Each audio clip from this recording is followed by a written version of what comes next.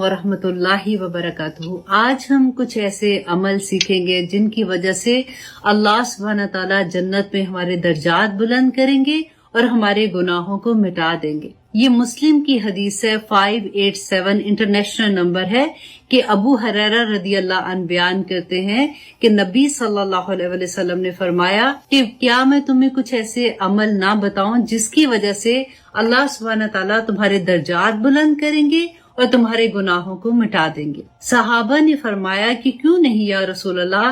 नबी सल्लल्लाहु अलैहि वसल्लम ने फरमाया कि नागवारी के बावजूद भी अच्छा वजू करना। ये बहुत जरूरी है इस बात को समझना कि अक्सर ये होता है कि हम जॉब पे होते हैं या कभी पार्टीज में होते हैं तो हमें वजू करना थोड़ा मुश्किल लगता है, लेकिन उस वक्त आप ये हदीस याद कर लीजिए कि नागवारी के बावजूद अच्छा वजू करना।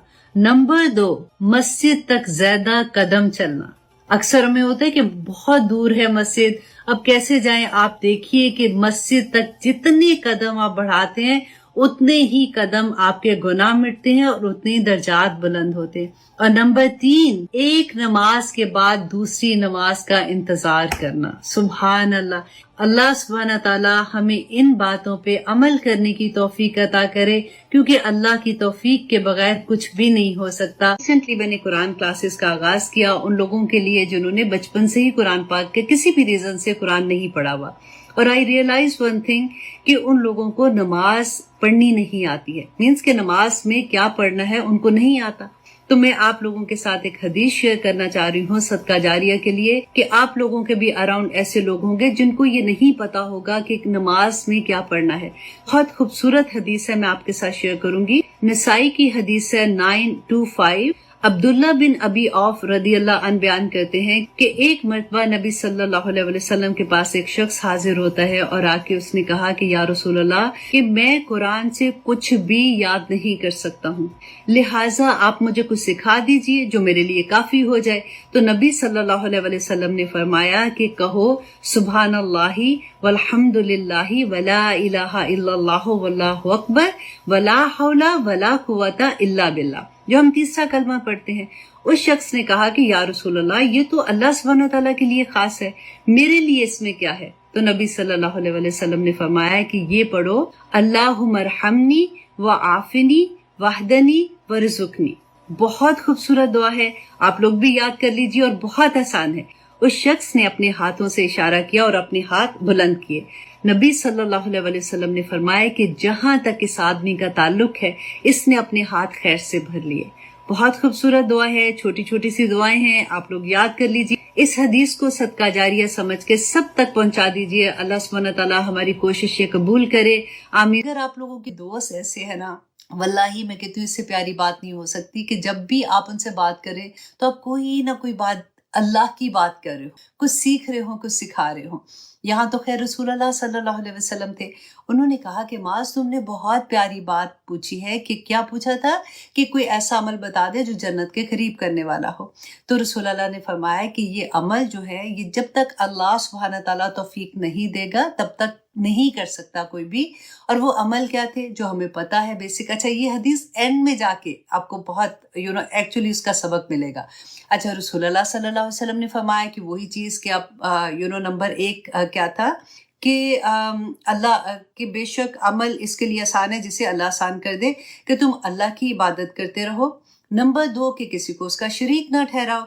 फिर नंबर 3 ये कि नमाज कायम करो। फिर ज़कात के बारे में बताया, फिर हज के बारे में बताया जो हमारे बेसिक चीज़ें हैं। तो इसके साथ क्या बताया कि जिसको तौफीक अल्लाह दे, तो तौफीक किससे मांगनी है? अल्लाह से मांगनी है कि या अल्लाह हमें तौफीक अता करके हम 5 वक्त के नमाजी हो जाए। जो अभी तक स्ट्रगल कर रहे हैं उनके लिए मैं कह रही हूँ, और जो ज़कात देने में थोड़ी सी डंडी मारते हैं तब भी अल्लाह से मांगे। हज अभी तक अदा नहीं किया क्योंकि फरीज़ा है, तब भी अल्लाह सुब्हानहू तआला से ही मांगेंगे। तो रसूलुल्लाह सल्लल्लाहु अलैहि वसल्लम ने यही बात बताई। इसके बाद रसूलुल्लाह ने हज़रत माज़ रदियल्लाहु अन्हु को कहा कि मैं तुम्हें अमल के लिहाज से, उन्होंने कहा कि मैं तुम्हें कुछ और बातें ना बताऊं जो भलाई के दरवाजे हैं। मतलब क्या कि भलाई में की तरफ जाने का रास्ता जैसे है ना, तो इन दरवाजों से तुम गुजरोगे तो तुम भलाई की तरफ पहुंचोगे। तो माज़ रदियल्लाहु अन्हु ने कहा कि क्यों नहीं या रसूलल्लाह। तो आप सल्लल्लाहु अलैहि वसल्लम ने फरमाया कि रोज़ा, यहाँ पे कौन से रोजे की बात है? नफली रोजा। रोजा जो है वो ढाल है। ढाल पता है क्या होती है? कि जैसे फॉर एग्जाम्पल कोई दूर से आ रहा है और आपको कोई मारना चाहता है, उसके हाथ में कोई तलवार है या डंडा है, तो आप छुप जाते, एक बड़ी सी किला जैसे आप उसके अंदर छुप जाते हैं और आपको तसल्ली हो जाती है कि अब यहाँ पे मुझे कोई कुछ नहीं कर सकता। तो रोजा जो है ना, जब हम नफली रोजा रखते हैं, इसी तरह से वो हमें गुनाहों से और हमारी मुसीबतों से, परेशानियों से हमारी ढाल बन जाता है। नंबर 1 रसूल अल्लाह ने रोजे का बताया। नंबर 2 रसूल अल्लाह ने फरमाया कि सदका गुनाहों को ऐसे बुझा देता है जैसे पानी आग को बुझा दे, तो इसलिए सदका दिया करो। और तीसरा रसूल अल्लाह ने कहा कि आधी रात को नमाज पढ़ना, मतलब तहज्जुद की नमाज पढ़ना, इसी तरह से कि वो भी गुनाहों को से ढाल बन जाती है। और ये क्या कि इंसान के ऊपर जो मुसीबतें या परेशानियां, क्योंकि आपको पता है ना कि हर रोज आसमानी दुनिया से रहमतें भी नाजिल होती हैं, बरकतें भी नाजिल होती हैं, इसी तरह से इंसान के ऊपर जो मुश्किल वक्त आने हैं वो फैसले तो सारे नाजिल होते हैं। तो अगर आप तहज्जुद की नमाज में उठे हुए अल्लाह से मांग रहे हैं, दुआएं मांग रहे हैं, तो वो ढाल बन जाती है। अब फिर रसूलुल्लाह सल्लल्लाहु अलैहि वसल्लम ने इस आया की तलावत की, सूरत सजदा की आया है, आप ज़रूर इसको पढ़िएगा।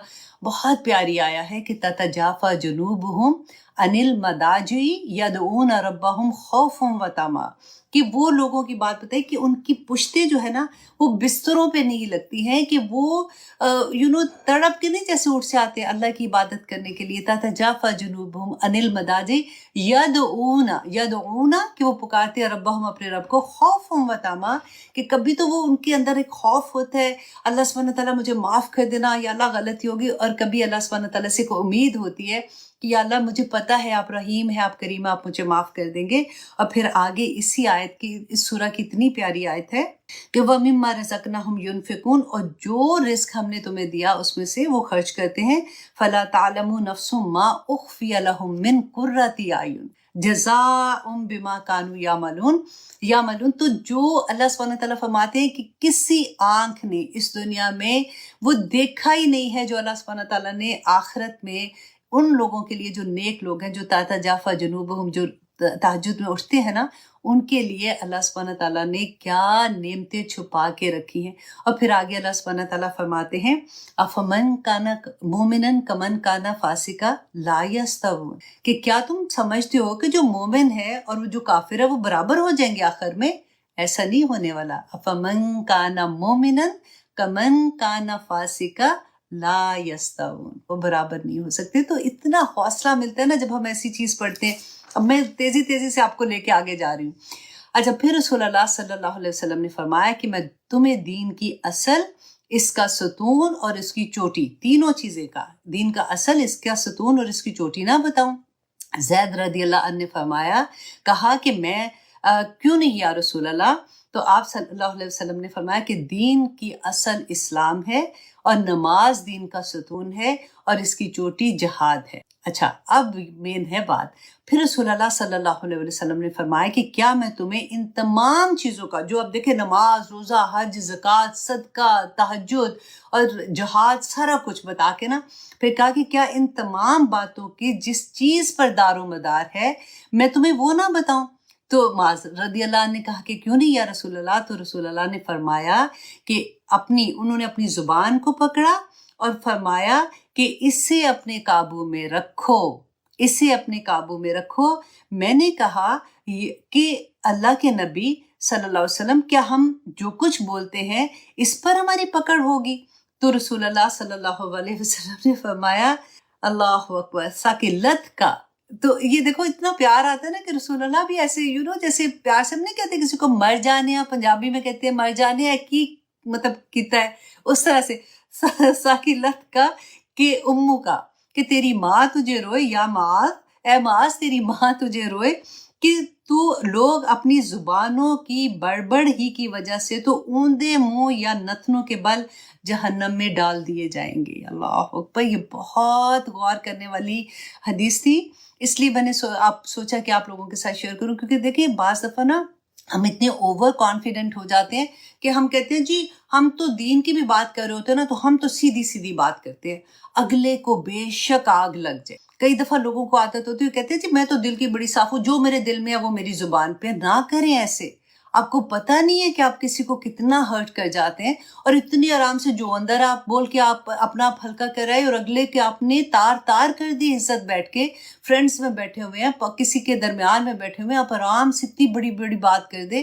میں آپ سے مطلب یہ نہیں کہ میں آپ کو کہہ رہی ہوں، میں ایک کنورسیشن جیسے ہوتی ہے اس طرح سے کہہ رہی ہوں کہ کئی دفعہ لوگ ایسے کہتے ہیں نا، میرا تو دل ہی بڑا صاف ہے، میں تو جو بات ہوتی ہے نا میں تو سیدھی منہ پہ بات کرتی ہوں. تو یہ بہت غلط بات ہے، کیونکہ یہ یاد رکھیے گا کہ مظلوم جو ہے نا، جس کوئی دل اگر دکھ گیا ہے میری کسی بات سے، تو وہ مظلوم جو ہے نا اس کی آسمان دنیا تک سے پار کرتے ہوئے نا ساتوں آسمان تک چلی جاتی ہے. اللہ سبحانہ تعالیٰ خود اترتے ہیں اس کا بدلہ لینے کے لیے. تو اس لیے کبھی ایسا کام نہ کریں. ہاں کئی دفعہ یہ بھی ہوتا ہے کہ آپ نے کسی کو کچھ نہیں کہا، اگلا آپ کی ایموشنز کے ساتھ کھیلتا ہے اور وہ جان بوجھ کے آپ کو کہتا ہے کہ تو نے ایسی بات کی تھی نا، اللہ ہی تجھے پوچھے گا، اور ہم ڈرے ہوتے ہیں. ایسا بھی نہیں ہے. اللہ سبحانہ تعالیٰ تو جانتے ہیں، وہ تو دلوں کے حال بھی جانتے ہیں. اگر میں نے زیادتی نہیں کی ہے، اگر میں نے کچھ نہیں کہا، تو پھر ڈرنے کی بات نہیں ہوتی ہے. لیکن ہمیں پتہ ہوتا ہے، ہمیں اچھے سے پتہ ہوتا ہے کہ ہم نے کہاں پہ کسی کو کیا بات لگائی تھی اور کیسے ہم نے بات کی ہے. تو بس اس بات سے بہت ڈرنا چاہیے، کیونکہ آپ دیکھیں کہ ہر چیز پہ بھاری ہے. حضرت ابوبکر صدیق کی مجھے بات یاد آتی ہے کہ وہ اپنی زبان کو نا دانتوں میں یوں یوں دباتے تھے زور سے. تو ایک دفعہ کسی نے پوچھا ان سے کہ آپ یہ کیوں کرتے ہیں؟ تو انہوں نے کہا کہ یہی تو ہے سارا کچھ، اگر یہ قابو میں رہے گی تو ساری چیزیں ٹھیک ہو جائیں گی. تو اللہ سبحانہ تعالیٰ ہمیں توفیق عطا کرے کہ ہم بڑے بوڑھے کہتے تھے نا کہ بولنے سے پہلے سوچو، یہ بالکل وہی بات ہے. اللہ سبحانہ تعالیٰ ہمیں توفیق دے جی. اب ہم سورۃ الحجر کی انشاءاللہ آیت نمبر 45 کریں گے. اعوذ باللہ من الشیطان الرجیم، بسم اللہ الرحمن الرحیم. بہت پیاری سورہ ہے آنیسٹلی. وہ جیسے کہتے ہیں نا جھنجھوڑے ہوتے ہیں. سورۃ ابراہیم بھی ایسی تھی، ہم نے پہلے پڑھا تھا. تو ہم پہلے شروع میں آپ دیکھیں ہم نے نبوت کے بارے میں، اللہ سبحانہ تعالیٰ نے نبوت کے بارے میں بتایا. اس کے بعد اللہ سبحانہ تعالیٰ نے وحدانیت کا بتایا. پھر اللہ سبحانہ تعالیٰ نے بتایا آدم علیہ السلام اور ابلیس کا قصہ بتا کے ہمیں جھنجھوڑا کہ دیکھو ابلیس کہاں اللہ سبحانہ تعالیٰ کی ذات اور کہاں ابلیس مردود، اور کس طرح سے تم اس کی باتوں میں آ جاتے. اللہ سبحانہ تعالیٰ نے اس کے سامنے یہ بات کہی تھی، ہم بھول جاتے ہیں، کہی تھی کہ تم میرے بندوں کا کچھ نہیں بگاڑ سکتا. رائٹ؟ تو پھر ہمیں تو بہت سوچنا چاہیے نا. اگر اللہ سبحانہ تعالیٰ دیکھیں اہل القرآن اہل اللہ ہی، تو کتنی پیاری بات ہے کہ آپ لوگ اور میں جو ہم قرآن کھول کے بیٹھے ہوئے ہیں، کتنی بڑی بات رسول اللہ نے بتا دی کہ اہل القرآن جو قرآن والے ہیں وہ اہل اللہ ہی تو ہے، وہ اللہ والے ہی تو ہیں. اور خیرکم من تعلم القرآن وعلمہ، کہ بہترین وہ ہے جو قرآن سیکھتا اور سکھاتا ہے.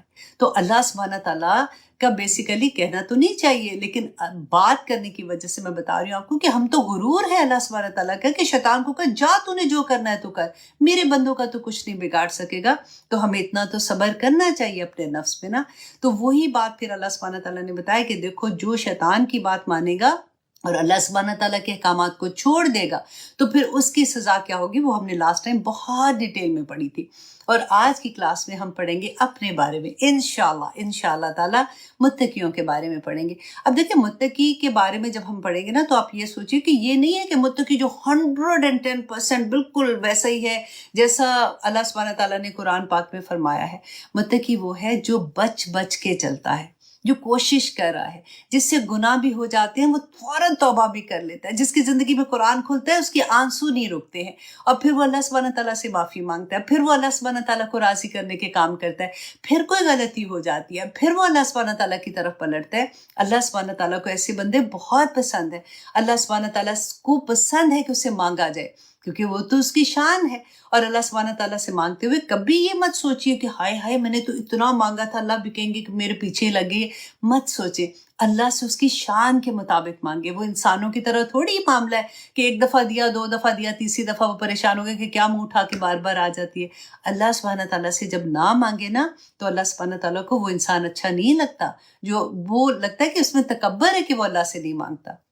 تو اب یہاں پہ ہم متقیوں کی مثال دیکھیں گے کہ اللہ سبحانہ تعالیٰ نے آیت نمبر 45 میں فرمایا ان المتقین، کہ بے شک متقی لوگ فی جنات و عیون، کہ وہ باغوں میں ہوں گے اور چشموں میں ہوں. اچھا جی، اب متقیوں کے بارے میں کہ کیونکہ آگے ساری دیکھیں اللہ سبحانہ تعالیٰ نے غور کیجئے اپنے مصحف میں لکھی ہے، یہ متقی کے نیچے لکھی ہے مسلمین.